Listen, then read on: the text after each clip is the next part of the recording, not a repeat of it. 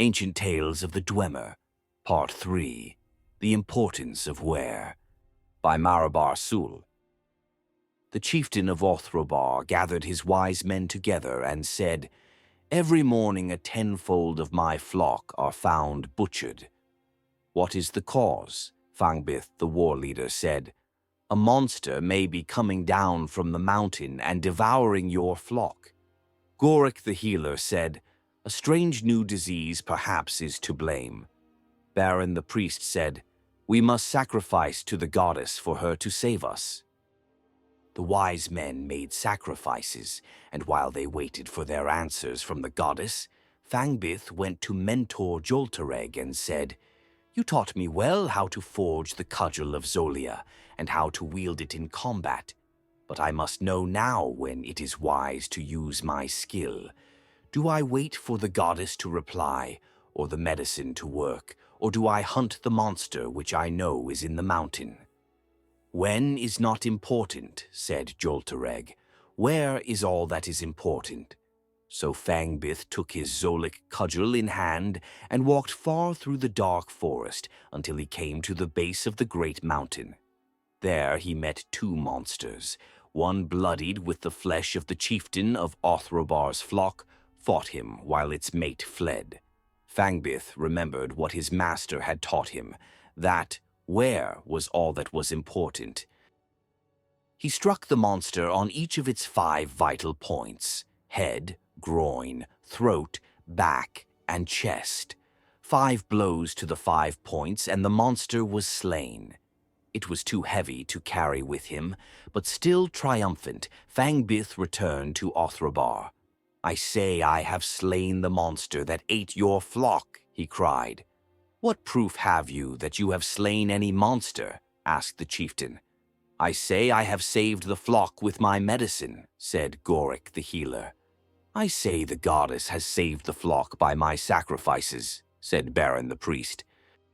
2 mornings went by, and the flocks were safe, but on the morning of the 3rd day, another 10-fold of the chieftain's flock was found butchered.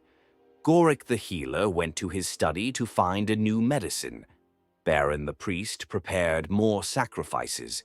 Fangbith took his Zolic cudgel in hand again and walked far through the dark forest until he came to the base of the great mountain. There he met the other monster, bloodied with the flesh of the chieftain of Othrobar's flock. They did battle, and again Fangbith remembered what his master had taught him, that where was all that was important. He struck the monster 5 times on the head, and it fled. Chasing it along the mountain, he struck it 5 times in the groin, and it fled.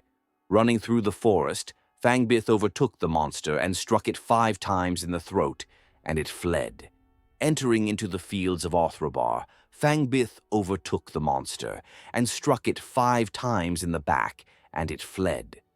At the foot of the stronghold, the chieftain and his wise men emerged to the sound of the monster wailing.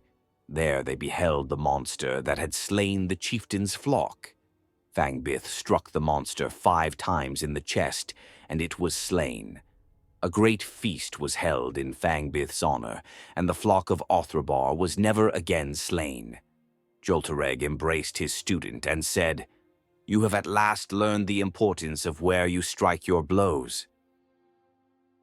Publisher's note: this tale is another, which has an obvious origin among the Ashlander tribes of Vardenfell, and is one of their oldest tales. Marobar Sul merely changed the names of the character to sound more dwarven, and resold it as part of his collection. The great mountain in the tale is clearly Red Mountain, despite its description of being forested. The starfall and later eruptions destroyed the vegetation on Red Mountain, giving it the wasted appearance it has today. This tale does have some scholarly interest as it suggests a primitive Ashlander culture, but it talks of living in strongholds, much like the ruined strongholds on Vardenfell today.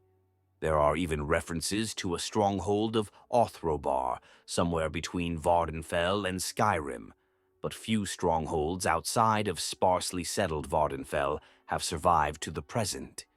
Scholars do not agree on who built these strongholds or when, but I believe it is clear from this story and other evidence that the Ashlander tribes used these strongholds in the ancient past instead of making camps of wick-wheat huts, as they do today.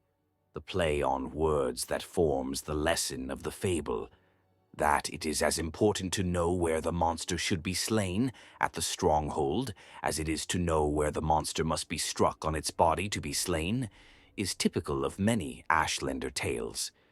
Riddles, even ones as simple as this one, are loved by both the Ashlanders and the vanished Dwemer, although the Dwemer are usually portrayed as presenting the riddles rather than being the ones who solve it as in Ashlander tales.